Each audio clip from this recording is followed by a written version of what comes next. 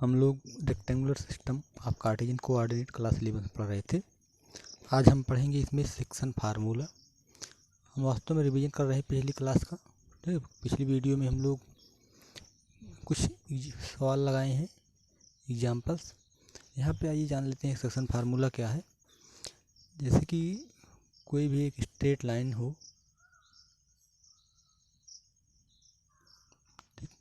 इसके जो एंड्स हैं कोऑर्डिनेट मान लीजिए इसके x1 y1 और x2 y2 है। ठीक है, ये लाइन सेगमेंट है। इस पर कोई पॉइंट P है, इसी ध्यान दीजिए इसी लाइन पर AB लाइन पर ही कोई पॉइंट P है जो इस लाइन को m/n में डिवाइड करता है। तो P का जो कोऑर्डिनेट्स होगा वो क्या होगा। ठीक है, इसके लिए हम लोग पिछली क्लास में फार्मूला पढ़े हैं। Coordinate of P is equal to, यहाँ पे x कोऑर्डिनेट इस तरह दिया जाता है कि P का जो कोऑर्डिनेट है आप पढ़े हैं m(x2) प्लस n(x1) अपान m प्लस n, ये आपका x कोऑर्डिनेट हो जाता है। ठीक, इसी तरह से m(y2) माइनस n(y1) अपान m माइनस n, ये जो है y कोऑर्डिनेट। ठीक है, x कोऑर्डिनेट ये है, y कोऑर्डिनेट ये है। इसे बोला जाता है इंटीरियर डिवीजन। ठीक, देखिए मतलब ये जो पॉइंट्स है इसी पर है। ठीक है, इसी लाइन AB पर है, तो इसे क्या बोला जाता है, इंटीरियर डिवीजन। ठीक है, मतलब अंतः विभाजन, अंतः लाइन को ही अंदर से, लाइन के अंदर ही जो है क्या कर रहा है, विभाजित कर रहा है। ठीक है, एक होता है exterior division, exterior division. Exterior division क्या है, मान लीजिए कि कोई स्ट्रेट लाइन हो। ठीक, कोई स्ट्रेट लाइन है, इसके कोऑर्डिनेट्स A और B। ठीक है, मान लीजिए x1 y1 और x2 y2 है। ओके, तो इसके साथ में अगर कोई पॉइंट, ठीक है, कोई पॉइंट इसी लाइन पर, इसी लाइन को अगर हम आगे बढ़ा दें, ठीक है, AB है, मान लीजिए इसकी लेंथ कितनी है, m है, इसकी पूरी लेंथ m है। अगर इस लाइन को हम और आगे बढ़ा दें, ठीक है, ये और आगे बढ़ा दें, तो कोई पॉइंट मान लीजिए P तक बढ़ा दिए इसको हमने। ठीक, इसको हमने कहाँ तक बढ़ा दिया, देखिए इसको थोड़ा सा अलग कर देते हैं कलर में। मान लीजिए इस लाइन को हम थोड़ा सा और आगे बढ़ा देते हैं इस तरह से पॉइंट P तक। ओके, और ये इसका कोऑर्डिनेट XY। ठीक है, तो A n है, मतलब AB m है और BP n है, तो इसका कोऑर्डिनेट क्या होगा। ठीक है, मतलब ये पॉइंट P जो है इस लाइन को आगे बढ़ाने पर इस AB से बाहर है, तो इसे बोला जाता है एक्सटीरियर डिवीजन बोला जाता है। और इसका कोऑर्डिनेट क्या होता है कि XY इस तरह से दिया जाता है m(x2) माइनस n(x1) अपान m माइनस n और m(y2) माइनस n(y1) अपान m माइनस n। ओके, इस तरह से याद रखिए कि ये जो है m इधर है तो x2 इधर है। ठीक है, और इस तरह से इसका जो है कोऑर्डिनेट दिया जाता है। ठीक है, अब इसके बाद जो है हम आ जाते हैं यहाँ पे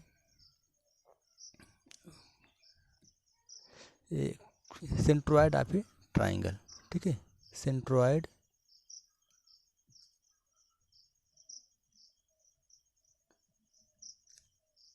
ऑफ ए ट्राइंगल।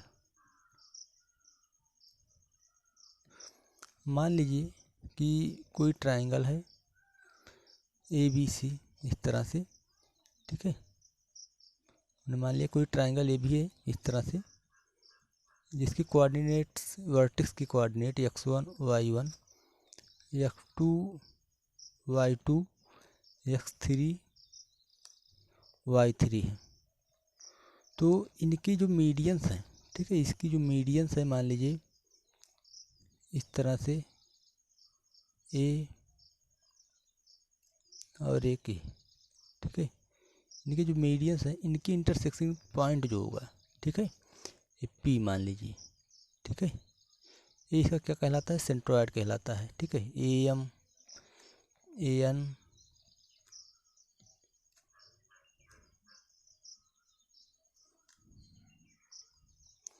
ठीक है, मान लीजिए इसको बोल देते हैं, ठीक है। तो जो इसका जो सेंटर इंटरसेक्शन पॉइंट होगा किसका, मीडियंस का। मीडियन क्या होता है, कोई भी ट्रायंगल हो, जैसे ट्रायंगल है तो इसके वर्टेक्स से सामने वाली साइड्स के मिड पॉइंट को मिलाया गया है, ठीक है। तो ए लाइन क्या कहलाती है, मीडियन कहलाती है, ए लाइन, ठीक है। ए एम क्या है, मीडियन है। याद रखिए वर्टेक्स से सामने वाली भुजा के मध्य बिंदु को मिलाया गया है। इस तरह से इससे भी इसके मध्य बिंदु को मिलाया गया है, इस तरह से इसके मध्य बिंदु को मिलाया गया है।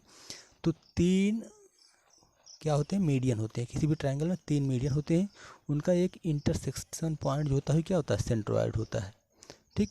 तो इसका जो सेंट्रोइड है इसका कोऑर्डिनेट क्या होता है, x1 plus x2 plus x3 अपान 3 ax हो गया, माफ कीजिए अपान 3 ax कोऑर्डिनेट हो गया, और y1 plus y2 plus y3 अपान 3 ये y कोऑर्डिनेट हो जाता है, ठीक है। मतलब ये याद रखिए x1 x2 x3 को जोड़ लीजिए, 3 से भाग दीजिए, ये आपका x कोऑर्डिनेट हो जाएगा। और इसी तरह से y1 y2 y3 को जोड़ दीजिए, 3 से भाग दीजिए, क्या हो जाएगा, इसका y कोऑर्डिनेट हो जाएगा, ठीक है। अब हम थोड़ा सा और जान लेते हैं कि इन सेंटर ऑफ ए ट्रायंगल, ठीक है, इन सेंटर ऑफ ट्रायंगल,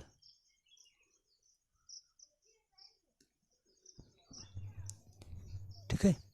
अब यहाँ पे ध्यान दीजिए इन सेंटर क्या होता है, ठीक है। इन सेंटर जैसे मान लीजिए यहाँ पे कोई ट्रायंगल है, ठीक,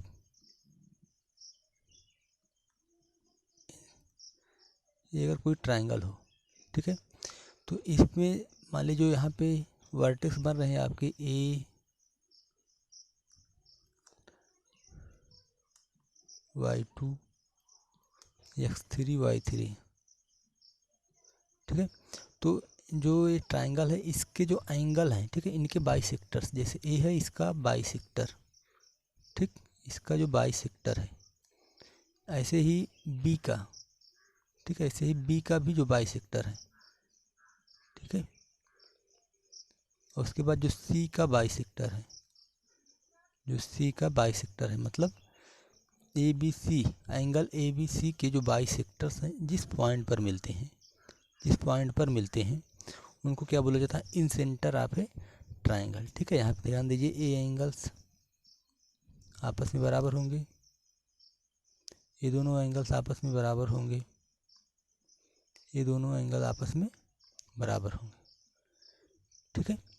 और जो पॉइंट्स होता है इसका कोऑर्डिनेट, ठीक है, इसका कोऑर्डिनेट क्या होगा, ठीक। ध्यान दीजिए अगर एंगल ए है तो इसके सामने वाली भुजा को हम ए बोलते हैं, ठीक है, स्मॉल ए पूरी लेंथ, ठीक है। इसे बी के सामने वाली भुजा को बी बोलते हैं, स्मॉल बी, और सी के सामने वाली भुजा को पूरी लंबाई इसको सी बोलते हैं, ठीक है।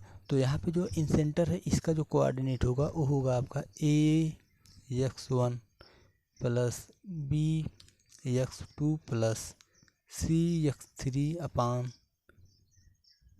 तीनों भुजाओं का सम, ठीक है, A plus B plus C. ऐसे ही y कोऑर्डिनेट क्या हो जाएगा, A y1 plus B y2 plus C y3 upon A plus B plus C, ठीक है। तो ये आपका इन सेंटर हो गया। फिर से समझ लीजिए इन सेंटर क्या है, जो किसी भी ट्रायंगल में जो इसके एंगल्स हैं इनका बाइसेक्टर एक बिंदु पर जो मिलता है वो क्या होता है, इन सेंटर। ठीक है, इन सेंटर है। इसके बाद जो है हम यहाँ पे आ जाते हैं, थोड़ा सा सर्कम सेंटर जान लेते हैं। ठीक है, सर्कम सेंटर क्या होता है, आप ट्राइंगल, ठीक है, आप ट्राइंगल मान लीजिए कि कोई ट्राइंगल है, ठीक है, जैसे कोई ट्राइंगल है, ठीक, इसके वर्टेक्स ए बी सी है, कोऑर्डिनेट्स वही है, x1 y1 x2 y2 x3 y3। Okay, तो अगर इनके हम सभी जो तीनों साइड्स हैं, ठीक है, इनकी तीनों साइड्स पे परपेंडिकुलर बाइसेक्टर ड्रा करें। ठीक है, परपेंडिकुलर बाइसेक्टर ड्रा करें। ठीक है, तो जिस बिंदु पर मिलेंगे, ठीक है, जिस पॉइंट्स पर मिलेंगे वो क्या कहलाता है,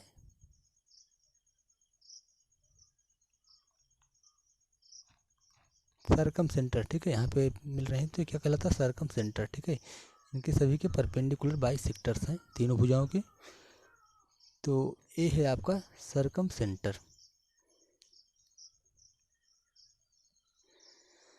याद रखिए, सर्कम सेंटर से इसलिए कहते हैं क्योंकि ये इस पॉइंट से इसको अगर मान लीजिए पॉइंट पी है तो पी ए या फिर पी बी या पी सी को रेडियस मानते हुए एक सर्किल इस तरह से ड्रा किया जा सकता है जो इनके तीनों वर्टेक्स से होकर के जाएगा।